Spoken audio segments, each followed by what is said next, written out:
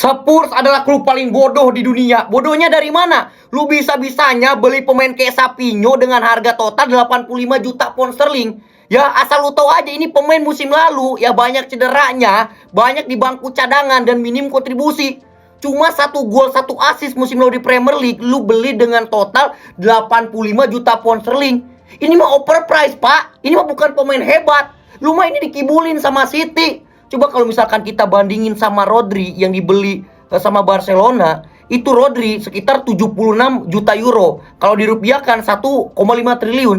Ini si Sapinho kalau dirupiahin 2 triliun. Gak masuk akal, cok, ini pemain kagak jelas. Sedangkan Rodri juara Piala Dunia, pemain terbaik, dihargai segitu. Lebih rendah daripada Sapinho ya. Memang ini overprice. Lu bodoh, dikibulin sama City, gak masuk akal, cok.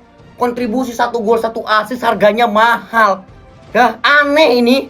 Bisa-bisanya lu beli pemain kayak gini, Sapinho.